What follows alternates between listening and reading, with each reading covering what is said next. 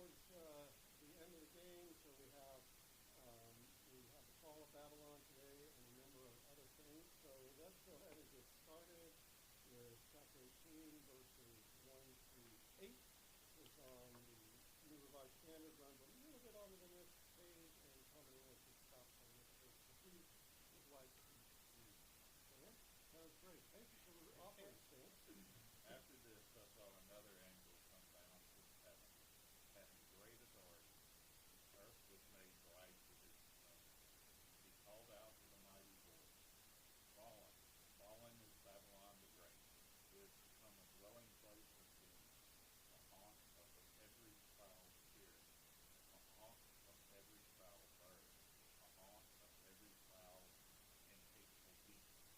For all the nations have drunk of the wine of the wrath of her fornication, and the kings of the earth have committed fornication with her, and the merchants of the earth have grown rich from the power of her luxury." Then I heard another voice from heaven saying, "Come out of her, my people, so that you do not take part in her sins, and so that you do not share in her plagues. For her sins are heaped high as heaven, and God has remembered her iniquities. Render to her as she herself has rendered, and repay her double for her deeds. Mix a double draught of her in the cup she mixed. She glorified herself and lived luxuriously. So give her a like measure of torment and grief, since in her heart she says, 'I rule as a queen. I am no widow, and I will never see grief.'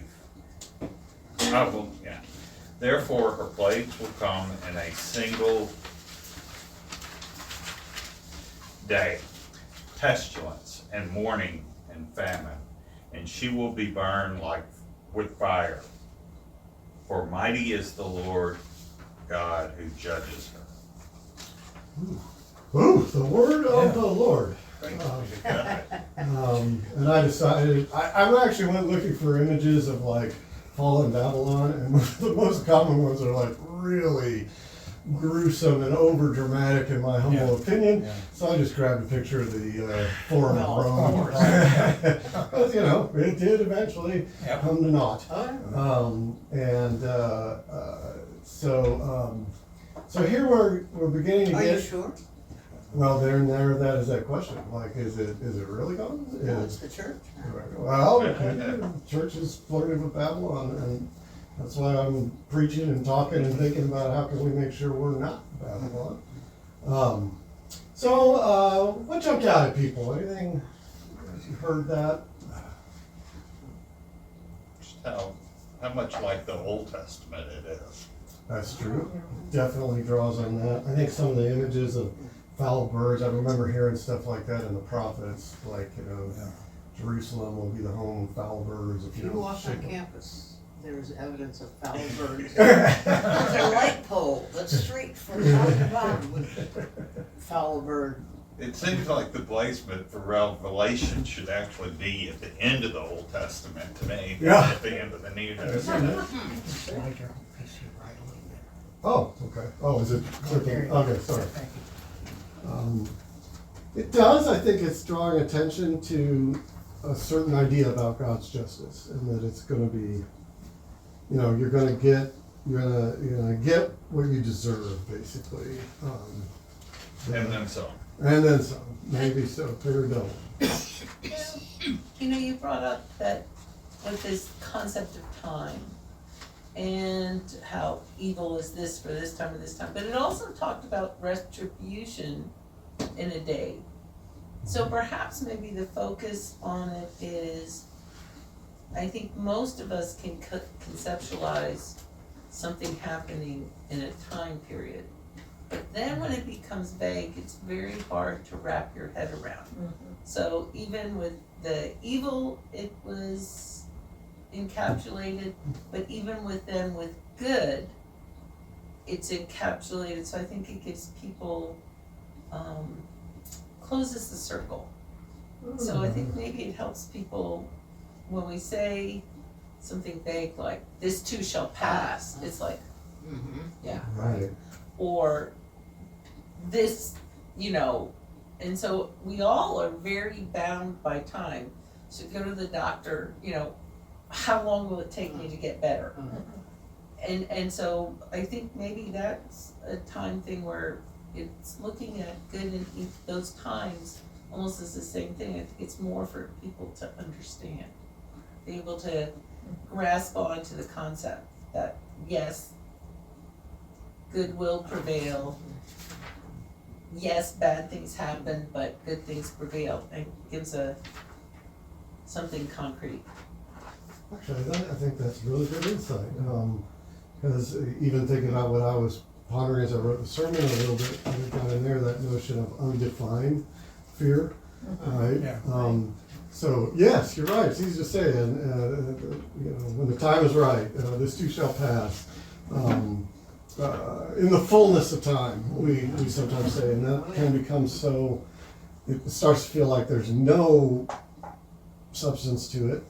Revelation is kind of saying, no, actually, there are boundaries upon the reign of evil, the transformation of the world. But you're not going to know it, right? Like it doesn't fit any conventional thing. But you're right. Just thinking, whatever this is, it's bounded. Sometimes it's short, sometimes it's long. Right? We've had the rule for 1,000 years, rule for 24 hours, right? So, other thoughts? I think the second voice who says, "Come out of her, my people, so that you do not take part in her sins," is a reference to the fact that there are still good people even in the midst of Babylon. That Babylon is not entirely evil, that there are good people there who deserve to be saved, who deserve to be part of the new kingdom. And the calling to them is... Does that make you think of any other Bible story? Sodom and Gomorrah. Sodom and Gomorrah? Well, Or of the bargaining, well, if there's one One, there's virtuous, 50, yeah. would you? Yeah. To me, it always sounds like the yeshiva boy with, what about if, or the kid with the nun? Well, sister, if. What if, and then maybe if, and, Yep. the legalistic kind of aspect. Yeah. I also think of Jonah, who is told to go preach to Nineveh, Yes, which was the yes. Babylon of his day, and didn't want to, reasonably so. But probably had a reasonable sense he might get about 3 feet into Nineveh and end up in a dark pit. And then, they repent, right? That's the thing that Jonah hates, is they repent. And God relents, and Jonah goes and pouts about this, and God has this great line about, here you are, well, first a tree grows up, a bush grows up to shade poor Jonah, and then God says, kill the tree, and the sun beats down, and Jonah starts whining and crying about the lack of the tree, and God says, here you are worried about this tree, and you were wanting me to smack down full of people who don't know their right hand from their left. Yeah. So like almost, I think not just referencing there are good people, but sometimes they may just don't know that they're embracing this, or, because again, you live in it, and it just surrounds you. How do you, I wanted to think about coming out of Rome too. How would those 7 churches come out of Rome, as he was describing the 7 churches of the dispersion, and how would we come out of Rome, stay out of Rome, walk away from Rome? I mean, I don't have a specific answer. I'm just sort of thinking this is a question it poses to us. I think the people of Minneapolis over the last month have kind of demonstrated, how we regard our brothers and sisters in effect. Yeah. And that this is not just Christians, this is people of all faiths, I think, and this is a movement that was not organized from the top. No. It was completely grassroots, even in the midst of winter, just very, very, very impressive. Not standing by and just saying this is okay. Yeah. So what's going on here? I just want to make sure I understand this. Yeah. An angel announcing Rome is falling. Basically. Okay, Yeah. and so all the bad things about Rome. And then there's another voice that says, come on, you know, those of you that are good can still come, you know, can be saved in Mhm. effect. And then Rome herself says, hey, wait a minute, you guys, I rule as queen, I am no widow, I will never see grief.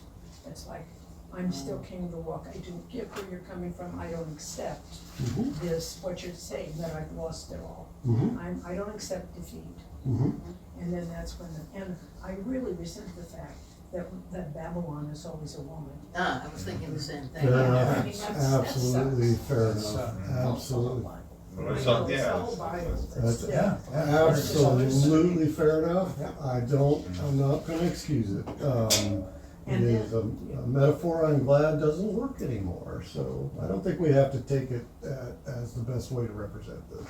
Go ahead, Jerry. So then this voice says, okay, you don't accept it tough, you're really getting the whole The whole thing, all in one day. okay, all in one day. Yep. And so now we can assume that Babylon or Rome is defeated. I think so. I'm trying to remember what happens in 19. We may do a little circling back, but but it is sort of announcing there is a final falling of Babylon. There is one, and this is the most definitive. It's not a warning about it. It says that it has fallen. But it's gonna come back. But meanwhile, though, like so many of the folks in it don't want to. They're just like, no. They don't know it. I mean, Yeah. they don't even really, at that point, they probably don't see. But you'd think they would be having a lot of bad things happen, you know, like the streets aren't cleaned and. Yeah. Your trade network is collapsing. Yeah. Yeah. ISIS. I like that. It talked about give her a measure of torment and grief. I got this one on verse 7 out of the commentary. The plagues are intended to pierce the blindness that comes from affluence and power. It's still an attempt on God's part to make you see what is a better way, I guess, could be a way of looking at that. I've really been thinking that like this is where my preaching has come into this like be church, don't worship Babylon, is that it's really come out of reading this, that one of the best things we can do is just make sure we aren't somehow buying into this, that, or the other thing. Inoculate ourselves. Yeah, and I'll give you a concrete example. Something I saw that I think I'm going to be able to work into a sermon, but probably not use the example because it's very painful. There was a thing I ran into on that interweb thing, some story that came up in my feed, and it was in Minneapolis. It was at a yoga studio, an event. It was a thing that happened at a yoga studio of all places. I'm sorry, what? A yoga studio. Oh, okay. There's And one that was owned by a chain that owned yoga studios. That becomes relevant. And the video was a very, somebody with their phone captured this whole thing. Some class had just ended and everybody was standing in the foyer. And one person just starts chewing out the two poor employees. Why? Because like most businesses in Minneapolis had arrived at, they had a sign on their door that said, ICE is not allowed in here without a warrant, which you kind of don't have to put that sign up. It's just true. But I mean, I think it was a solidarity thing. And someone had taken it down. And the person who was berating the employees concluded that it was some kind of move on the part of the evil corporate empire to, silence dissent or something. And she laid into these two. I mean, really, like, and would, hardly a second for them to talk and making all these presumptions, like, I'm sure your corporate masters have given you something to explain to us as to why this has happened, so explain it to us. And the person's just like, didn't even notice it came down, like, that cannot be true, you blah, blah, and just hostile and just really coming down on two people who really had nothing to do with that decision, who probably were in agreement with them, et cetera, et cetera. And that is where I thought, what came to my mind is like, okay, you're resisting Babylon, but you've adopted the techniques of Babylon. Yeah. Coercion, demonizing, not listening, not reconciling. The worst of, what you think is the worst, right? Yeah. And that's my worry. Like when you turn around to fight back, then you quickly adopt the tech. And really, I think we've got to keep ourselves from that, And because Jesus spoke to that a lot, didn't he he? did, A lot. right? When, because I feel like even if nothing more comes out of this, then 100 years from now, Trinity is still standing here, and we are people who at least, maybe we might, anybody, who knows what caused that person to really lose her mind that day. Like, I'm sure there was a lot going on. But we have to, catch ourselves and realize, like, no, if I'm, legit to raise a critique, how can I make it in a manner that leads to reconciliation rather than just, it feels good, choose somebody out. Yeah, and venting. Right. venting, That's good. some of the problem is sometimes there's no direct place to vent, right? So you pick some poor schmuck and you vent it down, right? And I've done the it. presumption of ill will. And an very absolute, easy. I do it all the time too, and. I can excuse myself easily now. I ought to be able to figure out similar, okay, you're not starting even though the green light, maybe your mother just died. Yeah, Yeah. it's hard to remind yourself of that, but that actually is, it's not glamorous. It's much more fun to chew somebody out, you feel like you took a stand, but anyway, that's one of the things I was thinking of. Can I say something? Yeah, sure. Okay, I don't know, this may be a little off point, so if it's too much, you can tell me. But it's one of the things I'm concerned about right now, in terms of where we are, because I'm kind of involved to some extent with politics. And it's like, what happens with politics is, we have all of these people who are super progressive, and who are. Bloomington. And we're in Bloomington, but outside Yeah. too, and they're very angry. And so they feel they need people who are angry and who can raise, I could talk about it in terms of our Secretary of State election, which is critical because our elections have to be fair and legal. And the person who's currently Secretary of State is absolutely a total, unbelievably incompetent and horrible. And so we have two people running. One is more of is not pushing, it's not a flamethrower, okay? Because they would like to win the general election. And it's just not his style. Yeah. And that's Bo Biden, okay? And that's the person I'm supporting for a lot of other reasons too. And he's a very bright lawyer. I know that for a fact. And he's also was in military intelligence all over the world. Anyway, the other person was in Secret Service. It's a woman. And she is somebody who will never get elected in Indiana, but all the progressive Democrats love her because she's a flamethrower. I've met her twice. I've heard her speak. She doesn't know anything about, I know more about election law, which is pathetic, than she does. This is pathetic. And anyway, and that's the kind of thing you're talking about. I had this argument Friday night. We have a regular dinner group, and it was the same thing. Somebody's like, well, you don't understand, people are so angry. They want somebody out there who can channel that anger. Yeah, You can fight. And it's like, Yeah. that's wrong. We don't do that. right. And I don't know, it really upsets me. I have to say, this is something I'm really torn apart by. Yeah. Because I'm so worried about it, because I feel like, I understand the anger, but it's not the way you deal with this.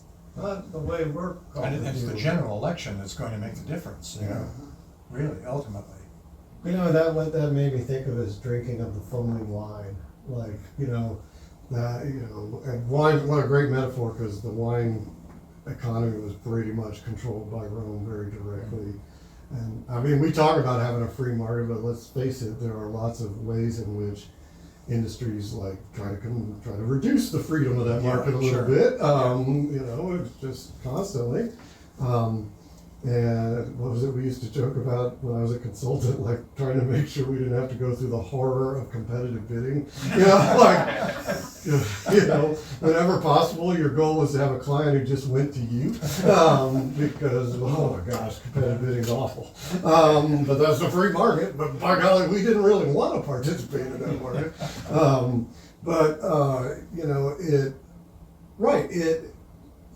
That's the foaming wine.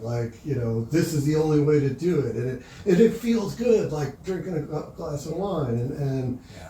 It's I think to a degree it's almost like indulge your worst, things. And you're right. Everybody gets it. The anyone who's a flamethrower, that's what you're doing, and it's so tempting. And the tricky part is, I think, that sometimes yes, there is some real call for standing up, but always nonviolent, always, out of love. But making that decision as to when and how is this approach, that's really hard. That's really tricky, so. It's hard. Yep. All right. Let's go on to chapter 18, verses 9 through 19.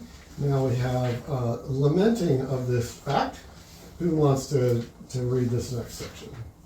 Oh, I'll read it. Okay, thanks, Barbara. And the kings of the earth who committed fornication and lived in luxury with her will weep and wail over her when they see the smoke of her burning. They will stand far off in fear of her torment and say, Alas, alas, the great city, Babylon, the mighty city, for in 1 hour your judgment has come. And the merchants of the earth weep and mourn for her, since no one buys their cargo anymore. Cargo of gold, silver, jewels, and pearls, fine linen, purple, silk, and scarlet, all kinds of scented wood, all articles of ivory, all articles of costly wood, bronze, iron, and marble, cinnamon, spice, incense, myrrh, frankincense, wine, olive oil, choice flour and wheat, cattle and sheep, horses and chariots, slaves, and human lives. The fruit for which your soul longed has gone from you, and all your dainties and all your splendor are lost to you, never to be found again. The merchants of these wares who gained wealth from her will stand far off, in fear of her torment, weeping and mourning aloud. Alas, alas, the great city, clothed in fine linen, in purple and scarlet, adorned with gold, with jewels and with pearls, for in 1 hour all this wealth has been laid to waste. And all shipmasters and seafarers, sailors, and those who trade on the sea stood far off, and cried out as they saw the smoke of her burning. What city was like the great city? And they threw dust on their heads as they wept and mourned, crying out, Alas, alas, the great city, where all who had ships at sea grew rich by her wealth, for in 1 hour she has been laid to waste. Wow. The word of the Lord. Thanks be to God. That catalog of all those products, Yeah. I think stands out. Yeah, it really It does. really does. And something that hit me with the ashes, is that a Yeah. reference to the phoenix, and the reminiscence they're hoping to rebirth this? Oh, yeah. Where's it? They threw It's dust on like it. Dust on it. 18 It's- or yeah, it's like, towards the end. 19. It's like the morning, Oh, And they right. threw They dust threw on dust on their their heads. heads. Dust on their heads. yeah. They are now, see, it's this, a real, like, they're finally getting their comeuppance. Now the merchants, who definitely were not among the wailing and mourning and suffering, now they are so, it's interesting, they threw dust on their heads, which is typically a sign of It's a religious, penitence yeah. and Ashes. and I hadn't noticed that. Maybe there is, at this moment, they finally see the error of their ways. I don't know. But they see they're all standing far off. Yeah. Which this guy, and I think it's not a bad insight, sort of self-interest, self-preservation, like we're not gonna try to help these guys. We're just gonna stand at a safe Yeah, distance. gotta find a new market. Gotta find a new market, yeah. That's right. I was looking at it and thinking, it'd be easy to say this is all luxury goods. I was thinking that But at first, it's but not all, I mean, No. there is olive oil, there is flour, okay, the choice flour. But But cattle and when you, sheep. cattle and sheep. Horses and chariots. Horses. Saints, I human mean, lives. yes, the horses and the chariots, blah, blah, blah, but there is that, the one thing that, and as long as we're gonna complain about women being targeted, what about sex being targeted? It's always Oh, fornication. It's always fornication. I'm a little vague, is what, fornication is just unauthorized sex, or what? You know, that's a good question, and I think the meaning of it has changed. The main thing though that I think is about it is that it is kind of the biblical metaphor for worshiping false gods or worshiping other gods. It's just, so it's like, and the most basic is cheating on your spouse, Well, on your that's the partner. question, is it adultery or is it just? I think it's mostly talking about adultery, not like any specific. And of course, you could also say, is this exploitative sex? Right, yeah. Is this with sex workers, is this with slaves, is this with unwilling, but no, I mean, I don't know, I'd have to ask, but yeah, to target sex. Sex in and of itself is a neutral thing, Yeah, I would say. I totally agree. I'm not sure the first century Fair authors enough. would agree with that. Or not nowadays either, really, not everybody. Not everybody. And And, Because you're a classicist, you would be familiar with this. What triggered a memory in me is Euripides, the Bacchae, what Pentheus thought that they were up to. the women were doing. Mhm. And Dionysus makes a fool of him There is a connection by between. getting him to dress in drag. And when he goes up in the tree, he is caught. And Oh, he yeah. doesn't know what has happened to his own mother. And in a way, it's almost punishment, because wanting to spy on the women, including his mother, it's Mhm. sort of like like a child wanting to see what goes on in the parents' bedroom. It's got something of that. It's him imagining what's Mhm. going up there, and it is worship, and it is ecstasy, and it is, I mean, in both ecstasy and this is expanding outside of yourself, enthusiasm as in the sense of being possessed by the God. There's a lot in the Dionysiac cult that's very much what we say in church, him in us and us in him.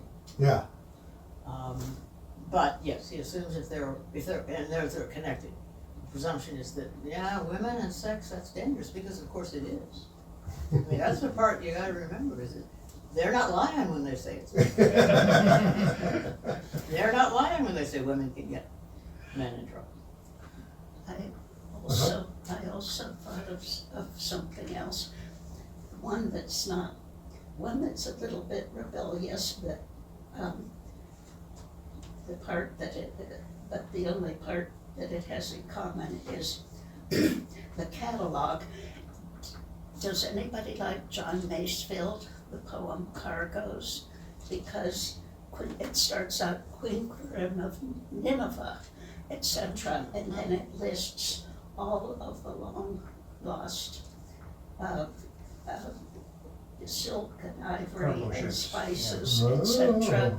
Oh, And it's a comparison to the Industrial Revolution, and it goes against it. As I said, it's rebellious. It struck a memory with me that you could interpret it differently. And then the other thing I thought of, which is more to the point, is Venice. The reputation that Venice has always had in comparison to Florence, because one reason why I ended up being so fond of Titian is when I was a graduate student and taking classes in Renaissance, a native Italian who wanted very, very badly to direct my dissertation, and I wouldn't choose him, said to me, "Anne, I must show you you're doing everything all wrong. You must be taught to see that Venice is inferior to Florence because Venice is too feminine and therefore it is merely sensual, whereas Florence, with the naked David as its symbol, is more intellectual, more masculine, and therefore more worthy." But it's not the And I naked backed David, out. it's the naked I Perseus backed out. with the He head. wanted so badly, he wanted so badly to dominate my dissertation, and I wasn't allowed to remove him from it, but Oh. I Well, didn't you did choose him, eventually. and I backed out. Oh, he was very firm about that, and I backed out as far as I could go. But signed up for Titian right away, not because I loved luxury, because because I resented the implication that anything regarding to the senses is wrong, Inferior. because God himself chose to make his son a human being, and granted, he was a very pure human being, but nonetheless, even the Roman Catholics today think of marriage as a sacrament, and marriage involves a man and a woman. So there is a tremendous amount of misogyny, and it is connected to envisioning a city as a woman, and therefore a bad city if it likes anything that women like. But Whereas misogyny to me, appear, it would only, It's built in. to me, liking the silk and satin, etc., would only be bad if one, say, would rather go shopping than go to church. That would be bad. very good. But even in Dante, in the Valley of the Princes, it is the green, the prince, the rulers of the earth are pictured as lying down on the ground, not able to get up, and the greenery around them is lush and gorgeous and green, but Dante's famous image for it is green. The grass was as green as an emerald at the moment it was split, and all of his images are jeweled images, and what Dante is saying is that these things were, yes, authorized by God, because God gave man eyesight to see the beautiful jewels that are found in the earth. But what he also said was the princes are in that place where they cannot move, because when they were alive on earth, they did nothing to help other people. They put these things first, and it's not that there was anything wrong with them, but the imagery of that particular canto is perfectly gorgeous, and it's one of the memorable ones. And then the green, when the snake comes gliding through at the end, the snake is driven away then when the green angels of hope arrive. Lots of symbolism. You know, you brought up that good point about a little bit of ambiguity around the luxury goods, because when I'm gonna go ahead and do a spoiler for you. When the New Jerusalem descends at the very end of this, it is described as covered with pearls and jewels. So I'm not entirely sure that what's being critiqued here is luxury goods in and of themselves, or beautiful things. That's what your comment about Venice made me think of. Beautiful things that excite the senses. I don't see necessarily that that's what's being criticized as much as the way that they're produced, distributed, and gained, and the effects of that on. Really astounding to me that it ends that list with "and human lives," Yeah. which actually found out from commentaries are handy. It's literally human souls. I'm guessing it might be psyche. I realized I should have looked it up. I could go find a thing. But literally human souls. There's something here, and where that strikes me is this is bad. It's this living within this, adopting it, thinking it's great. It's just kind of going, it's the way it is. I got mine. I'm doing okay.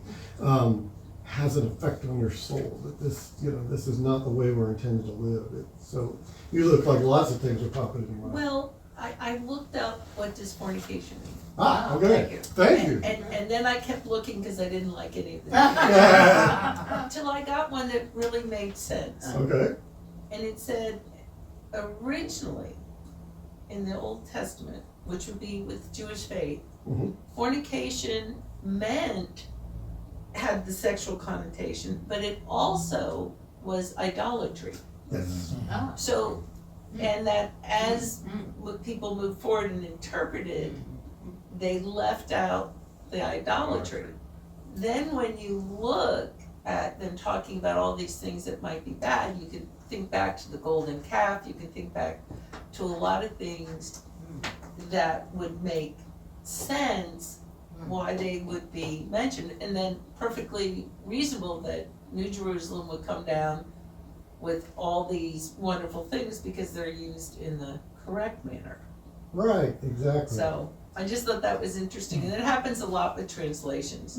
It does, yeah. You know, and though I did agree with some of the newer definitions and the fact that they said that we've taken it and we've narrowed the scope, because fornication was also the reason why it was so hated was not so much the sexual aspect, but because you were breaking a covenant. So adultery could be forgiven, repent, but they thought fornication no, because it was the breaking of the covenant. That's interesting. Interesting. Good, thank you. I think of this, I'm sorry, I just see it in a much more graphic sense. Almost, I think about Germany after World War II and the massive destruction. And that there were all these people that were, providing services to the Nazis and how they pulled back to survive after that. I mean, and I think about it, about us. What will happen as this as we say, is this a model for us?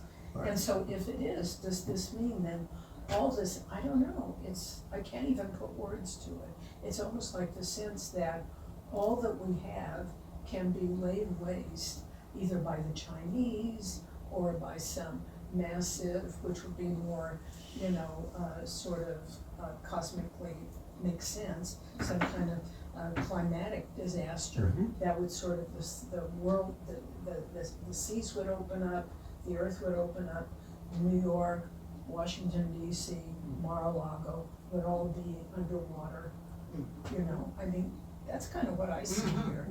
And then sort of like what happens, when you think about like the Middle Ages and all the back and forth with the battles and the kings and, how the bloodlines, people trying to create royal alliances so that they could, gain like big territories, and then they lost it again. And then the kind of what happened to people after that, and then how the dissolution of societies. And so anyway, that's kind of what comes up for me. It's like Collapse. Well, it's, collapse, not so symbolic. And the Western Roman Empire was in a state of collapse. Exactly. A little bit after this was written, but that's the direction. Well, you talked about what do the seven churches think about this? right. That was your question. Yeah. Yeah. What would have been the task for the seven churches? And then although they might, they don't want to lose Rome. They do want to be freed from Rome. But on the other hand, how much of their society and their economy and their daily life is dictated by Rome? Dictated by the systems that got set in place, right? Yeah. And a political ruler can change, they do all the time, but those, once a system is up and running, now some of them, I think, I've seen instances, like archaeologically, where some big things have come to an end in a very, what appears to be a very short amount of time. Right. Although with, the errors that are in radiocarbon dating and other things, that, you're talking about like a 50-year period, a 75-year period, which is a blink in the eye in terms of most Geologic time. and even cultural time, right? but some that really did come crashing down, and whatever came next was very different from what was before. But often something Those continues cycles. on, Yeah, right? cycles. And the Right. basic premise is still Survivors, there. yeah. And 200 years later, kind of they're doing the same old thing again. Right. And so this is a call to move us. I think it's intended to overwhelm you. Yeah. I think it's the imagery is intended to overwhelm you. But this seems like I've been trying to catch to when we get to a summary point towards the end of this. What do we all learn? I've been making notes on. I think we can definitely say, well, there are some aspects of the way that this vision is presented that don't resonate as much for us as they might have for early Christians in this culture under persecution. I might say, like, the use of the term fornication and the implications about sex being a bad thing, I think is one of them. You do have to realize it kind of had another meaning as well, but it sure is hammering that. It could be used that way. We just like to call it out and say Well, that. etymologically, it is prostitution. Yes, exactly. The use of the continual main metaphor of women and fornication as being the bad thing. I don't think we have to say, oh, we agree with that to find something useful in the book. And also the other one I've been noticing, the violent, vengeful God, using violence to make things right when we're critiquing a system that is rather violent. Anything else pop to your mind right now? Because I'm making notes on these and I'll compile them. Well, what can happen to us? Oh, yeah. The I mean, sense I of, think we all know that when we're reading every day, we're reading stuff and it's sort of like, oh my God, how is this possible? How could somebody do this? How could this lack of civility? Yeah. I mean, that we have no, accepted social cohesion anymore. I mean, this is kind of basic to society. Because things are so big. Yeah. Because social media are so pervasive that perhaps when there were small towns, everyone knew each other, everybody was in each other's business, and that may not be so good, but also everybody knew somebody's, Yeah. back to their grandparents and their great-great-grandparents and their cousins. And we were in class with so-and-so and so, and there may that, you had, do you? I don't know, I never lived in a small town. What the good side of it and the bad side. I think you characterized some of the good side of it. I lived in a small town as well as a big city. And it's not like they're perfect. I mean, Yeah. I lived in a tiny town when I was doing my dissertation, and I very quickly learned all the little divisions and issues that were problematic or caused conflict. Although, on the other hand, when needed, people came together. And people were, I think, understanding in a way that you gain from a face-to-face living together, which is again why I think these communities, it's really important for us to be that. They're that understanding, I think, tempered a lot. You have a sign, one of your last thing is trade critiqued. Right. It certainly is emphasized. Yeah, And not just trade, but, would you say, I don't know if you'd say international trade, but Yeah. by ship specifically, mm-hmm. Yeah. going away off to someplace and bringing stuff back from somewhere else. Oh, I think it's definitely not happy about the way international trade was organized under the Roman Empire. Right. And it was very much controlled by the state. Oh, yeah. And you had to do certain things right to get your permit to trade at this port kind of thing. And that's very Pay quickly your something that can be turned Mm-hmm. into a corrupt system. All right, let's move on a little bit, tiny bit more to our last little, come on. There we go.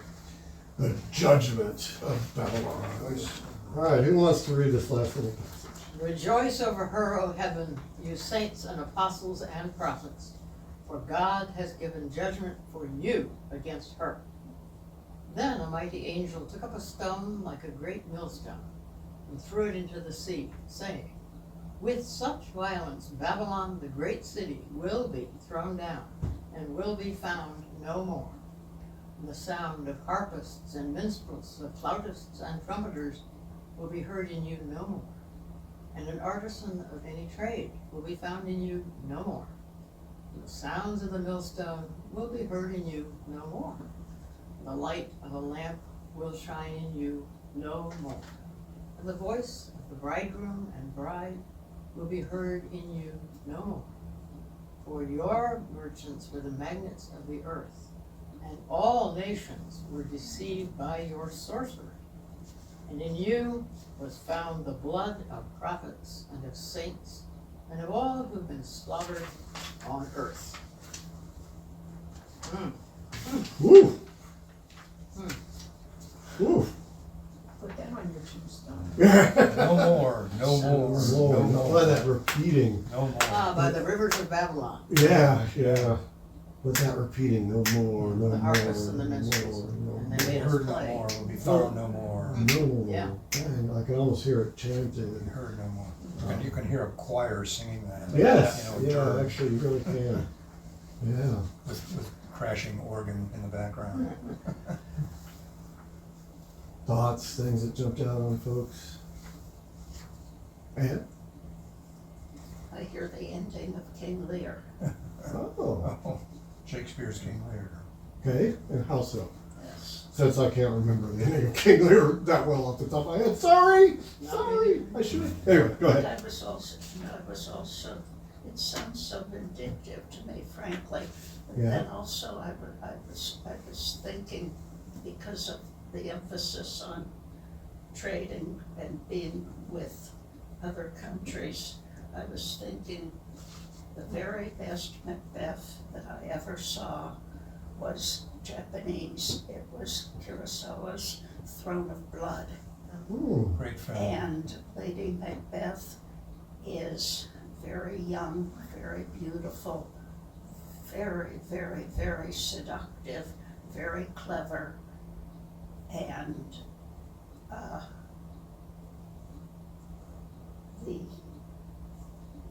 the emphasis on the blood is so excessive and so clever, and I couldn't help thinking it's odd that it was so much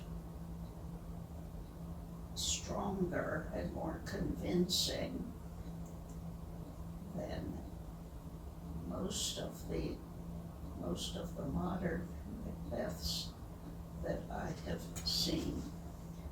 And I was thinking also of many years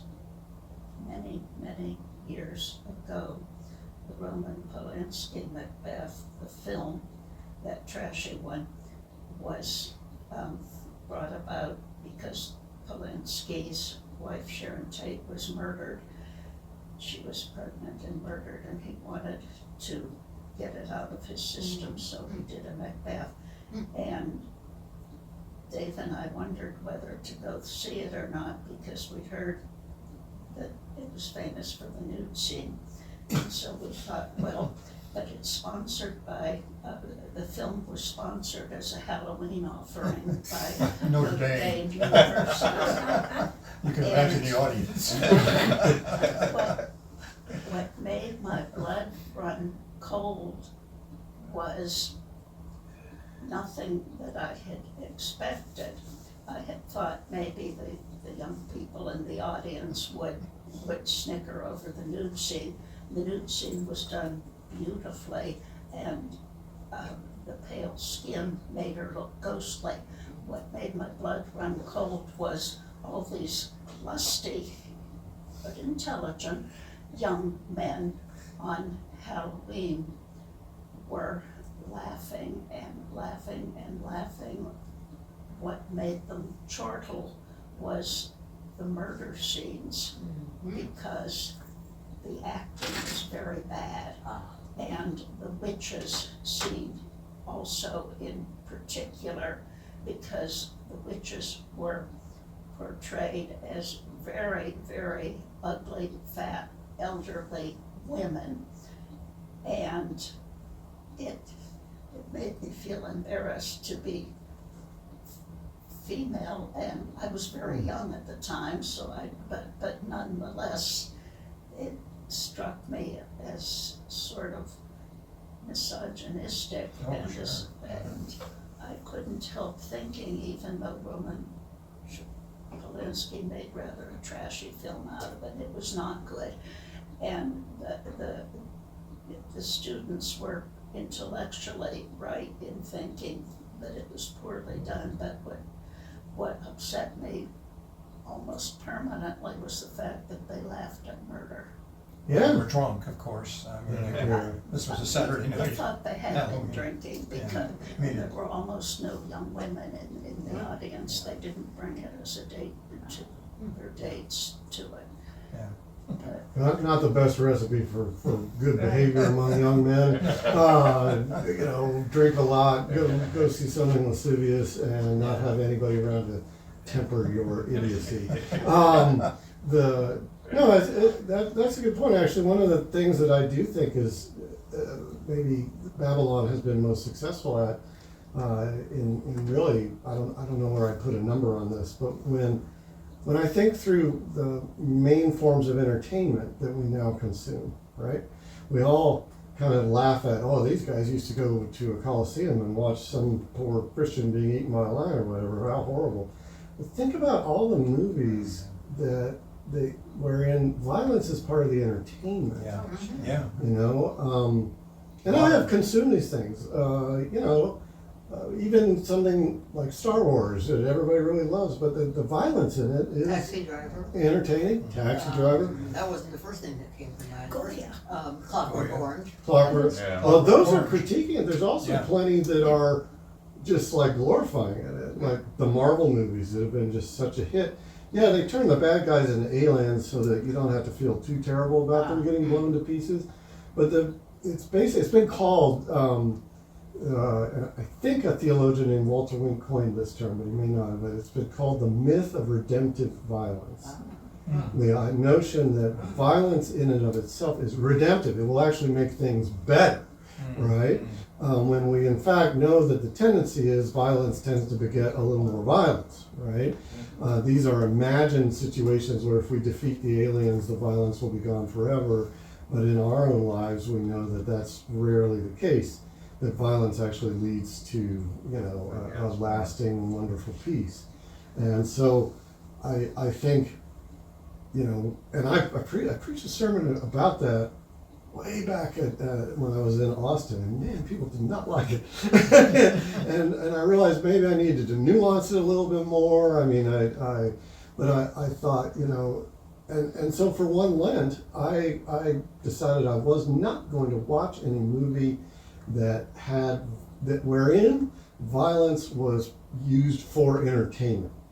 So to be precise, the example I gave is actually there was a movie about Martin Luther King Jr. that had come out just about then, like a really one that people thought highly of, right? And it opens with a scene of violence, with one of the churches being bombed, a black church being bombed, and little girls getting killed, and in their little Easter outfits and everything.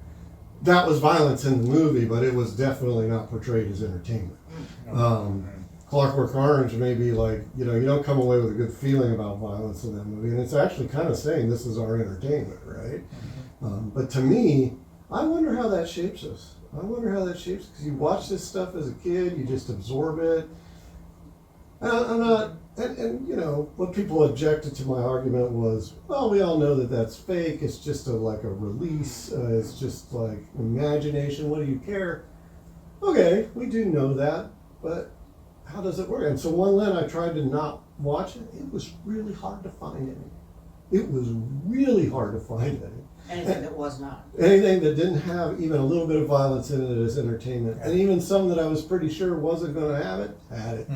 You know, even if just for a quick joke or a quick, you know, turn of the plot. Really hard. We're entertained by it. We like it. Well, I have to confess that I went to The Godfather with 2 other people. And about an hour in, I left. Couldn't do Sat it. in the lobby for the whole time thinking, well, maybe it'll be okay now. And realizing no, and then noticing all the people that were coming out for popcorn. And I'm not sure they were really coming out for popcorn so much as they were coming out for relief. For a break, right? I don't know. And I don't know if I'd react that way now, but Well, to turn the attention to something else I just noticed what's a kind of important translation difference. Which verse? Well, at the very beginning, the mighty angel took the stone that's like a great millstone. And then you read along about all the stuff that's not gonna be there. And there's also not gonna be artisans of any kind, and the sound of the millstone. So of course, I assumed it meant like that millstone. Ah, But then I turned to the other, and that's the hand mill. sound of the Now, which is right, Sound which of is the wrong, I hand don't mill. know, but the hand mill would be something much more domestic. Here, let me show you guys a fun trick. Let's Would see. you like Medea? Which one? Euripides. No, I mean, which So- performance of it? Blue Letter Which Bible. performance of it? This is one of my favorite research tools online. Oh, for Bible oh, stuff. yes. So what verse is that? Handle 22, Two so or this something, is yeah. Revelation It's on the handle. 18 or 22. I usually don't worry, what I'm interested in is the Greek word. And so here you have that, let's parse it. Okay, so there's a Greek, Harper shall be heard of all in thee, and no craftsman whatsoever shall be found. So millstone, here's the word milos. Masculine noun. Biblical usage of millstone, a large mill consisted of 2 stones, a nether stone, okay. The mill, I wonder why the Common English Bible went hand mill. Let's double Maybe that's a check. mistake, huh? Is it the same word? So milos, so let's go up and look at verse 21. No, it's true, the millstone, the initial millstone is called not just a millstone, but a great millstone. Alright, now here we go, a stone, lithos. Oh, that's just a stone. They're trying to, what Common English Bible is trying to do is distinguish, Yeah. is trying to match the fact that there are 2 different words of Greek, whereas the New Revised Standard translated the 2 different words with the same word. So a great, it's really, took up a stone, a stone like a millstone. So Okay, sorry, and that's millstone. milos again. A stone like a millstone. Like a millstone. Curious. And then when you keep going down to get to the, Yeah, to the Hand sound of the mill. millstone won't be heard anymore. I don't know why the Common English Bible translators made that choice to switch to hand mill. Yeah, I would like to think if I saw the Greek words, that they would be different, Yeah, and that I would be able to intuit backwards, because that's one of the things that's helpful with translations of a language that some people don't understand. If you have enough, it's kind of like, well, triangulate is not quite the right word, but if you have yeah. enough, even if you don't know what the original is, you can say, well, there's this one and this one and this one and this one, so I see the common denominator maybe, and this one emphasizes that aspect for some reason, whatever. Yeah. I don't know. That's interesting. A stone, lithos, like a great millstone, So maybe it was a milos. boulder rather than an actual millstone. Yeah, it's an interesting choice. Maybe the great millstone is society and the hand is actual people. But I There's actually- no one The left. great millstone, I mean, yeah, it would be something the size of this table, Yeah. and there would be 2 of them, and there would be, the image of the poor donkey going around in Right. circles, or humans. Mhm. So normally use humans Sometimes, to do that too. and sometimes water if you could pull it Yeah. Well, off. no, but this would not be, this would be Yeah. something in the middle of town. Yeah. Mhm. You see them all the time in someplace like Pompeii. Oh yeah. It's sort of like maybe the point of verse 21 is it's just a big stone. And if you're having trouble imagining what a big stone looks like, it's a millstone, it's a boulder. The point is that it's illustrating the tremendous Yeah. violence. And what that would be like, I can imagine that Yeah. going into drop from a certain height into a lake or the ocean, it would be a big splash. yes. Be pretty cool actually. Yes. All right, we unless there's some other burning thing, we'll be back in 2 weeks now. And what I'm hoping to do as we start to narrow in on the end is again these things, I'm thinking about it in terms of, because I want to be able to present to the parish, like, well, what did we as a group discern? And so I think thinking about things like, well, what are the metaphors do we no longer find useful? What other metaphors do we find useful? What aspects of this really resonated? And thirdly, what do we take from this as maybe inspiration for how we are to live under this, which doesn't mean we have to adopt all of it or we have to adopt its point of view on every single thing. But it is a living text. We can look at things in new ways, and I am a believer that, yes, you look at the context, you look at, the culture it was written in, the assumptions that they had, and it's legit with the Bible to say that's not a current one and for a good reason, right? So anyway, Barbara? But I think the Rivers of Babylon, one of my favorite reggae songs. Anyways, it's talking about I think why it's one of my favorites is it's talking about a yearning to return back, and the people were mightily oppressed. In Revelations, it doesn't tell the people to take up violence. We have not. There is no violence, so it's, you live your life, the violence will come, and even, I think, when we think about retribution, he's saying that some of the ones that were complicit were standing aside, and then they threw ashes so they could repent. So it's that vengeance comes from one place, and that's not our role. Right. And God has told us that vengeance is. That there will be, vengeance is his, and that there will be, and that's sort of the whole Bible. This was bad, but it's not that the people. Right. How do you participate in this, right? And I have really come, again, times change, the context you're in changes the way you think about things, and I have really come to like that phrase, vengeance is mine, saith the Lord. Not because I want to hurl it at somebody else and say you're about to receive it, or because I want to wallow in a thought of God wreaking terrible things upon the people I don't like. But because when I take seriously that vengeance only belongs to God, whether God's going to take it or not, that removes vengeance as an option for me. It's off the table. Right. And what if all humanity looked at it that way and just went, well, one can't achieve vengeance, that's just off the table? Then you're kind of stuck with reconciling. Right? Well, And the thing churches about that were chastised in the very beginning were the ones that lost hope. They lost hope, exactly. Lost hope. So I think it's saying, okay, what you need to have is hope. The things will be righted, but it's your job to keep the hope and the faith, and let somebody else take care of the. Take care of the other stuff. I mean, I think you're absolutely right. It doesn't even say, go and subvert Rome. It doesn't say participate in a bread riot next week. It doesn't, it really doesn't say any Well, of it that. goes back to what Jesus said. Yeah. Give unto Caesar what is Yeah. Caesar. Give to God. the thing about human vengeance is that it perpetuates itself. The Hatfields and the McCoys. And that's what the Aeschylean, the one trilogy that we have left is about. How to break out of Vengeance. the justice system is supposedly, at least in that trilogy, the system. We don't send the Furies after you anymore.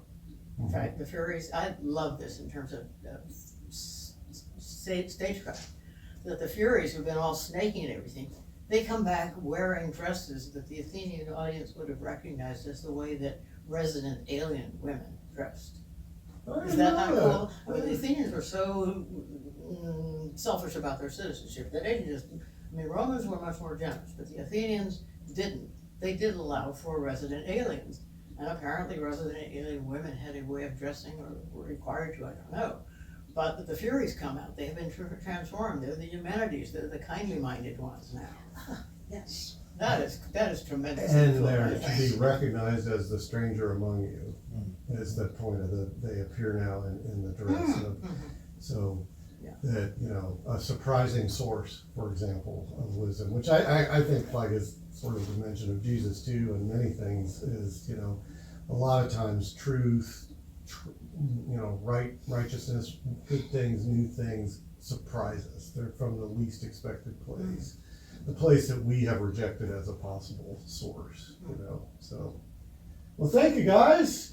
Just a few more and we'll be getting to the end. I appreciate your steadfastness. Well, I apologize for not being steadfast and then showing up every once in a while.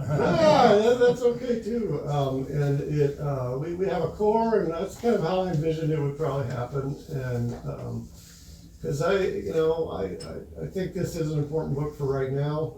But again, that doesn't mean I think every single thing in it is a model for us of how to think or what to do. So, all right, thank you, and I'll see you in a couple weeks. Okay. Don't worship Babylon. That's my catchphrase. Do you like the Tempest, Shakespeare's Tempest? Because in the end, after Prospero has had basically what's a temper tantrum, getting all conjuring up the storm so he can get back at his enemies, and Ariel says to him, if I were human,